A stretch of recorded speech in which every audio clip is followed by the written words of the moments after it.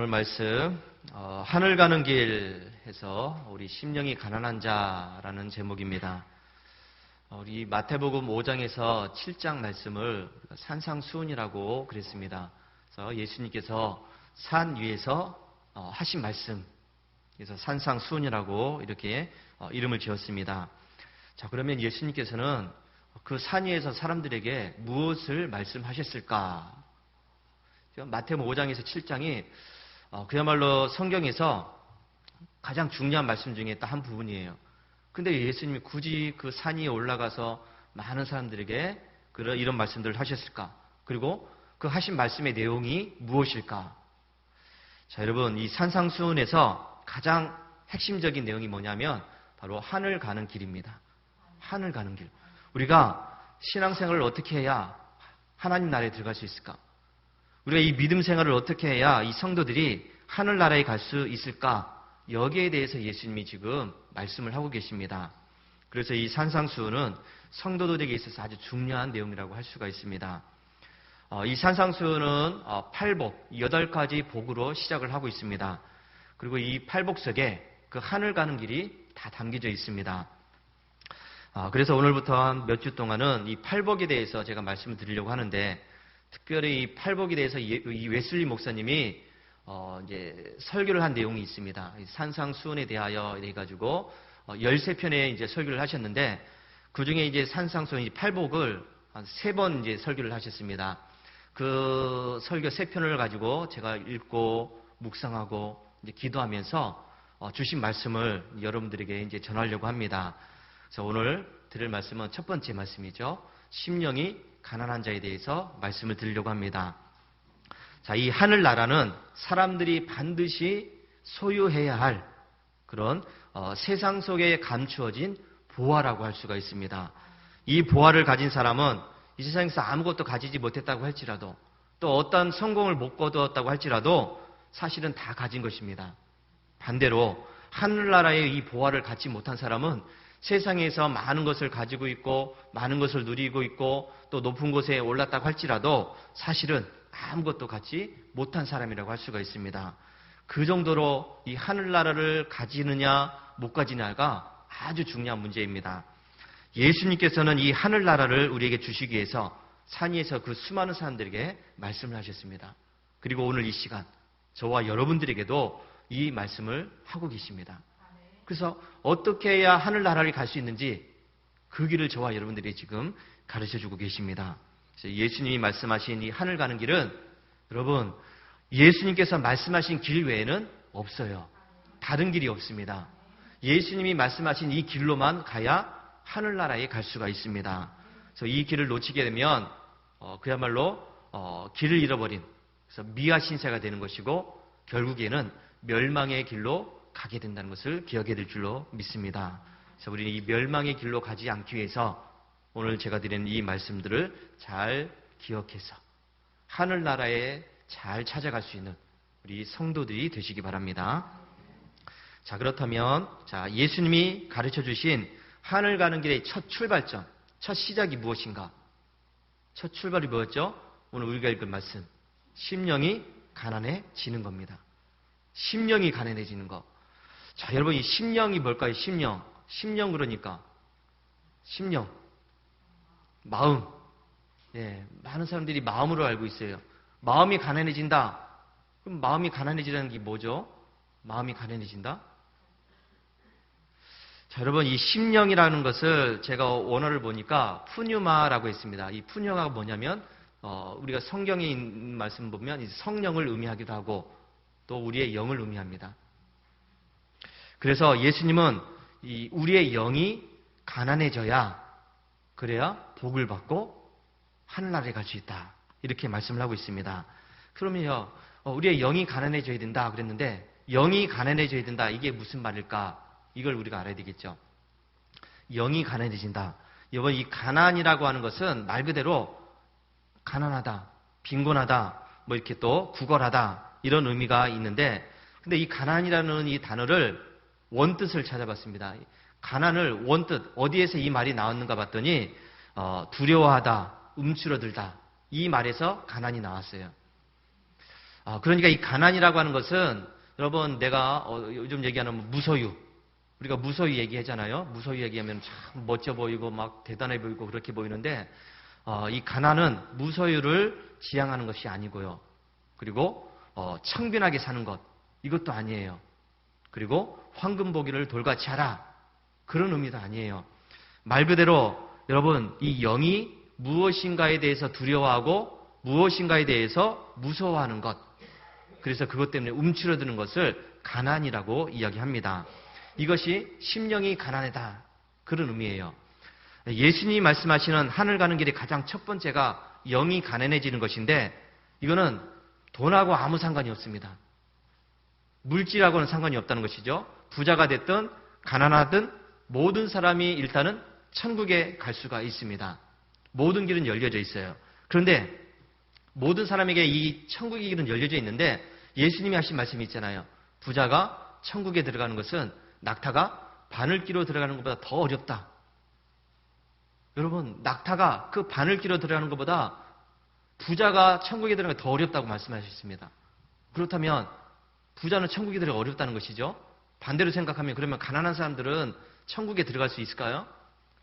천국에 들어가는 게 쉬울까요? 그것도 아니에요, 여러분. 부자가 천국에 들어가기 어렵다. 그렇다고 해서 가난한 사람들이 그럼 천국에 들어가기 쉬우냐? 그것도 아닙니다.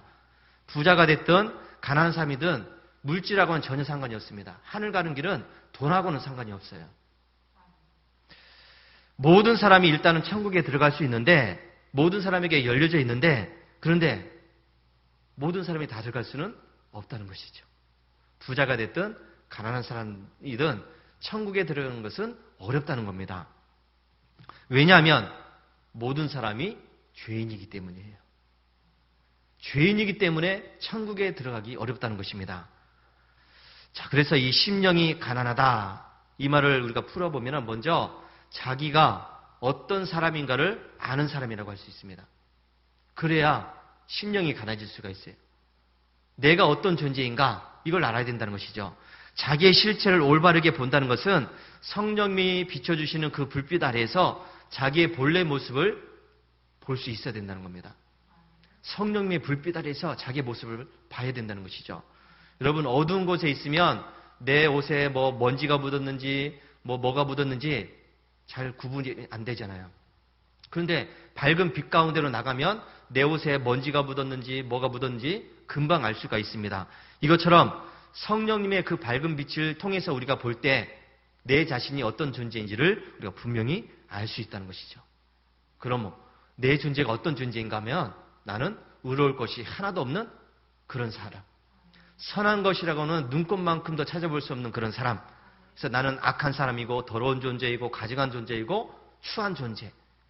이걸 성령님을 통해서 내가 볼 수 있어야 된다는 것입니다. 이게 심령이 가난해지는 그 첫 출발점이에요. 내가 정말 죽을 죄인이구나. 난 참 더러운 죄인이었구나. 난 악한 사람이었구나. 이걸 알아야 된다는 것입니다. 자기 자신이 선하고 착하게 태어난 것이 아니라 태어날 때부터 이미 우리는 그 더러운 것들을 갖고 태어난 사람이다. 이걸 우리가 알아야 된다는 것입니다. 그래서 완전히 죄에 물든 모습으로 태어났다는 사실을 인정하는 것. 이게 심령이 가난해지는 첫 출발점입니다. 그래서 자기의 영혼 전체가 부패되었고 더러운 존재이고 악하고 죄를 지을 수밖에 없는 존재라는 것을 깨닫게 되는 것. 이래야 우리가 심령이 가난해지는 출발을 할 수가 있습니다. 근데 따지고 보면 많은 사람들이 자기 자신이 그런 사람이라고 생각합니까? 나는 그래도 괜찮은 사람이야. 이렇게 생각을 하지, 자기를 이렇게 더러운 존재이고 죄 많은 존재이고 악한 존재이고 선한 것은 찾아볼 수 없는 그런 존재라는 것을 우리가 그렇게 인정을 합니까? 아니에요. 스스로가 다른 사람이 아무리 손가락질 해도 그래도 나는 좀 괜찮아. 나는 괜찮은 사람이야. 이렇게 생각을 하지 자기 자신을 그렇게 비참하게 생각하지 않아요. 자기 자신이 악하고 더러운 존재이고 죄로 인해서 죽을 수밖에 없는 존재라는 사실을 깨닫게 되면 그 다음이 뭐냐면 두려워하게 됩니다. 죄책감에 빠지게 되죠. 왜요? 죄인이니까 당연히 죄책감 있는 것을 느끼게 되고 이 죄 때문에 지옥에 떨어질 수밖에 없다는 것을 깨닫게 되니까 두려워할 수밖에 없습니다. 여러분, 죄를 지은 사람이 고개를 뻣뻣하게 쳐들고 거리를 마음껏 활보하는 것, 쉽지 않은 일이잖아요. 자기가 스스로 죄인이라는 생각이 들면은 무엇인가 꺼림직하니까 자꾸 숨으려고 합니다. 도망가려고 그러죠. 죄를 지은 사람은 자기의 실상을 제대로 보았기 때문에 당연히 죄책감을 느끼고 당연히 숨게 됩니다. 영원히 꺼지지 않는 이 지옥의 저주와 심판에 대한 이 두려움 때문에 불안함을 느끼게 되는 것이 당연한 일이죠. 그래서 자기 자신을 올바르게 보게 되면 당연히 죄책감을 느끼고 두려워하게 돼요. 이러다가 내가 지옥에 가게 될 텐데, 이렇게 살다가 내가 지옥불에 떨어질 텐데 두려움을 느끼게 되는 것은 당연한 일입니다. 그런데 여기에서 더 심각한 것은 뭐냐면 자기의 죄와 심판에 대한 두려움을 스스로가 피할 수 없다는 겁니다. 자기 죄를 깨달았습니다. 나는 더러운 사람이고 죄인이고 악한 존재이고 지옥에 떨어질 수밖에 없는 그런 죄인이다. 그런데 여기에서 벗어날 수 있는 방법이 없다. 이게 느껴지는 거죠. 여러분, 방법이 없으면 어떻게 되죠? 당연히 낙심하게 되고 좌절하게 됩니다. 실망하게 되죠. 다른 방법이 있으면 그 방법을 찾아서 가면 되는데 전혀 방법이 없어요. 내가 죄인에서 벗어날 수 있는 방법이 없다는 것이죠. 내가 아무리 노력을 해도, 내가 아무리 힘을 다해도 죄에서 벗어날 수 있는 방법이 없어요. 그러니 낙심하게 되고 절망하게 되고 실망하게 됩니다. 한마디로 움츠러드는 것이죠. 아까 가난이라는 것이 바로 두려워하는 것이고 움츠러드는 것이라고 그랬잖아요. 그래서 심령이 가난해진다. 이게 뭐냐면 자기의 영에 대해서 깨닫게 되고 어떤 존재인지를 알게 되고, 그러다 보니까 방법이 없으니까, 이 더러움에서 벗어날 수 있는 방법이 없으니까 당연하게 절망하게 되고 낙심하게 되고 움츠러드는 것. 이게 심령이 가난해지는 것입니다. 자기에게는 죄를 해결할 수 있는 방법이 없으니까 이렇게 될 수밖에 없어요. 자, 그렇다면 자기에게는 방법이 없다. 나에게는 방법이 없다. 그래서 지옥의 저주와 심판을 받아야 된다. 이런 두려움을 갖게 되고 절망하게 되는데, 그래서 이제부터 심령이 가난한 사람들은 하나님께 소망을 두게 된다는 사실을 믿으시기 바랍니다. 이게 이제 당연히 올라가는 순서입니다. 단계입니다. 오직 하나님만이 나를 구원해 줄 수 있는 유일한 분임을 깨닫게 되기 때문에 하나님 앞에 은혜를 구하게 되죠. 주여, 나를 구하소서. 주님, 내가 죄인입니다. 나를 용서하소서 하면서 주님 앞에 엎드려서 한탄하게 되는 것. 이게 여러분 심령이 가난해지는 사람의 모습입니다. 심령이 가난한 사람은 자기의 비참함을 알기 때문에 그것을 그대로 인정하고 받아들여요. 그래서 나에게는 방법이 없으니까 하나님께만 방법이 있다는 것을 또 알게 되니까 하나님 앞에 엎드리게 되고 하나님의 은혜를 구하게 되죠. 이것을 우리가 회개라고 이야기합니다. 하나님 앞에 자기의 더러움에 대해서 회개를 하게 된다는 것이죠. 이 웨슬리 목사님은 이 회개를 죽음의 잠에서 깨어나는 것이다, 이렇게 이야기했습니다. 죽음의 잠에서 깨어나는 것.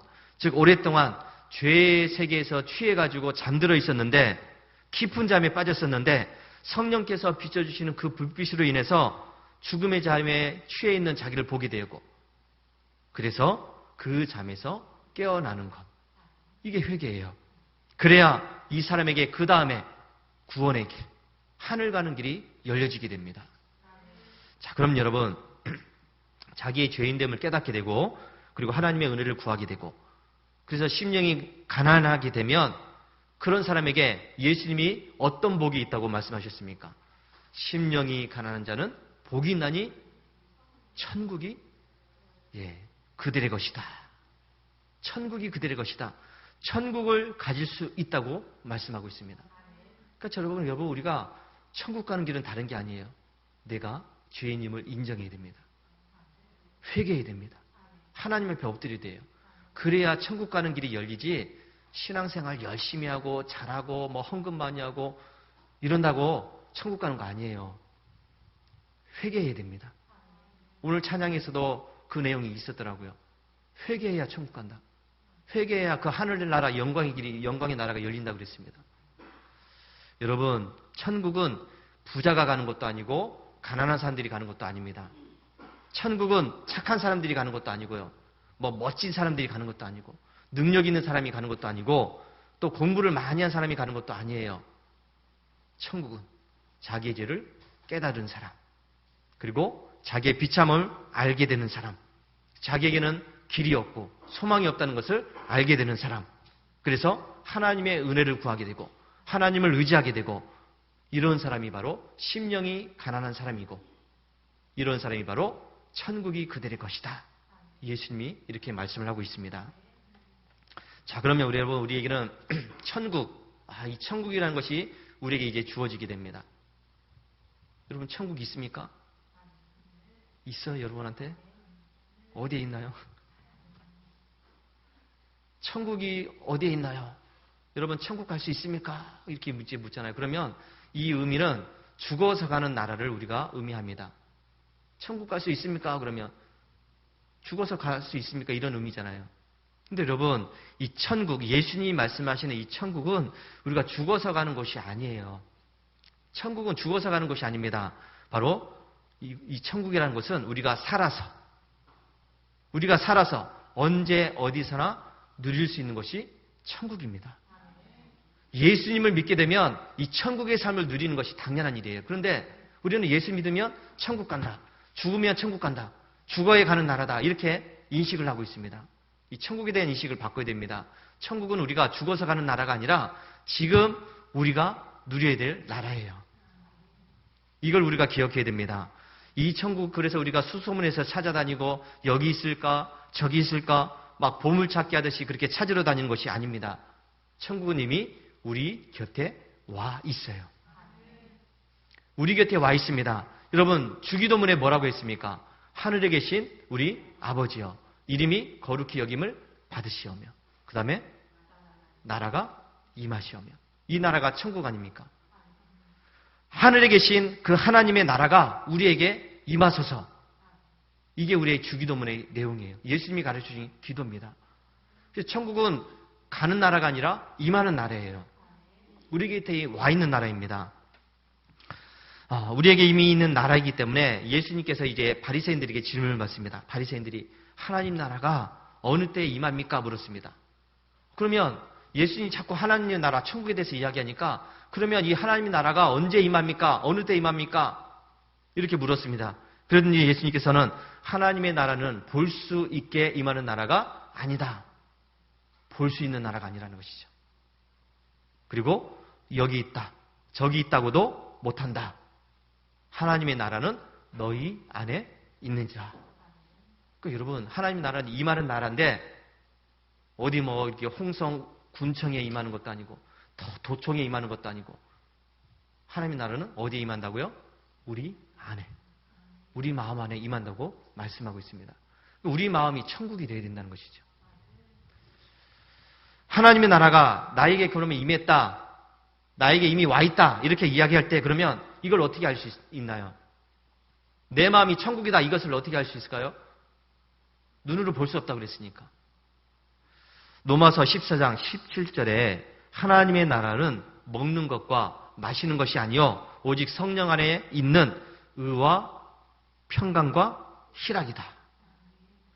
여러분, 성령 안에서 의와 평강과 희락을 누리게 되면 그것이 곧 하나님의 나라가 임했다는 증거예요. 다시 말하면 내 마음속이 기뻐야 된다는 것이죠. 평안해져야 된다는 것입니다. 그래야 그 마음 가운데 하나님의 나라가 임한 겁니다. 성령 안에서 의라고 그랬습니다. 누리는 의로움. 고린도서 5장 21절에 하나님이 죄를 알지도 못하신 이를 우리를 대신하여 죄로 삼으신 것은 우리로 하여금 그 안에서 하나님의 의가 되게 하려 하심이라. 빌립보서 3장 9절에 내가 가진 의는 율법에서 난 것이 아니요 오직 그리스도를 믿음으로 말미암은 것이니 곧 믿음으로 하나님께로부터 난 의라. 여러분, 이 의로움이라고 하는 것은 내가 법을 잘 지켜가지고 내가 바르게 살고 그야말로 FM대로 살고 정직하게 살고 착하게 살면 그게 의로운 것이 아니라 바로 하나님께서 우리에게 주신다는 겁니다. 누굴 통해서요? 예수님을 통해서. 내가 예수님을 믿는 그 순간에 우리가 의로운 사람이 되었다라고 말씀을 하고 있습니다. 내가 죄인이 되었든 아니었든 상관없어요. 내가 예수님을 믿는 그 순간에, 물론 예수를 믿으면 회개해야 되고요, 죄 용서를 받아야 되니까 당연하게 죄가 없는 거겠죠. 그러나 내 마음 가운데 내가 예수를 믿는 그 믿음이 있다고 한다면 나는 이미 의로운 사람이라는 것입니다. 하나님의 나라가 있다는 거예요. 예수님을 믿음으로 인해서 나의 모든 죄가 용서받고 없어진 상태, 그래서 하나님께 받아들여질 수 있는 상태, 이것이 바로 의로움입니다. 제가 얼마 전에 얘기했던 칭의. 그것을 바로 이제 하나님의 의라고 이야기하고 있습니다. 이런 상태가 된 것은 여러분 잃어버린 하나님의 형상을 다시 찾은 겁니다. 죄로 인해서 하나님의 형상을 우리가 잃어버렸는데 그래서 우리가 다시 한번 예수님을 믿음으로 인해서 하나님의 형상, 그 잃어버렸던 형상이 조금씩 회복이 되는 것. 그리고 내 마음 가운데 예수님의 마음을 갖게 되는 것. 이것이 바로 의로움이에요. 그래서 하나님과 완전한 교제를 나눌 수 있게 되는 것. 이것이 바로 의로움이죠. 죄가 있으면 하나님과 어떤 것도 관계를 맺을 수가 없어요. 하나님이 나에게 어떤 것도 주실 수도 없고 나도 어떤 것도 받을 수 없습니다. 그런데 예수님 때문에 내가 의롭게 되었다는 것이죠. 하나님과 교제할 수 있는 관계가 되었다는 것입니다. 자, 이렇게 하나님께로부터 의로움을 갖게 된 우리 모든 사람들은 이제부터 그 마음에 평화가 임합니다. 평안해진다는 것이죠. 그는 죄로 인해서 죄책감이 있었지만은 이제는 그 죄책감이 없어져요. 왜요? 용서받았기 때문에. 두려움이 없어지게 되죠. 왜요? 용서받았기 때문에. 지옥에 갈 걱정을 안 한다는 것입니다. 이것은 그 사람 안에 있는 이 하나님의 영이 그 사람이 바로 하나님의 자녀가 되었다는 것을 자꾸 확증시켜주기 때문에 그래요. 예수님이 나를 구원하셨구나. 내가 하나님의 아들이 되었구나. 하나님의 자녀가 되었구나. 이것이 내 마음 가운데 계속해서 일어나기 때문에 더 이상 두려움도 없고 죄책감도 없다는 것이죠. 그래서 평안해진다는 것입니다. 마음의 평안을 누리는 이 사람은 다음 단계로 기쁨이 생겨나게 돼요. 평안하니까 당연히 기쁨이 생기는 것 아닙니까? 이것 역시 성령 안에서의 기쁨입니다. 나 스스로 해결할 수 없었던 그 죄, 내 힘으로 벗어날 수 없었던 그 죄의 둘레를 그래서 낙심하고 절망하고 실망하고 넘어질 수밖에 없었는데 근데 예수님의 그 보혈의 피로 인해서 해결되었다는 것이 믿어지기 때문에 이제 기쁨이 생깁니다. 내 죄가 용서되었다. 내 죄가 이제 용서받았네. 나 이제 하나님 나라에 갈 수 있게 되었네. 이 기쁨이 생기는 것입니다. 그리고 앞으로 나에게 주어질 상급과 면류관에 대한 소망이 생기기 때문에 기쁨이 있게 돼요.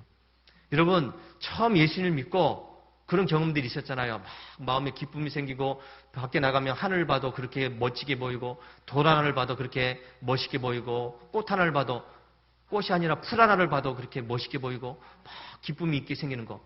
바로 이런 관계가 하나님 나라가 임했다는 그런 증거예요.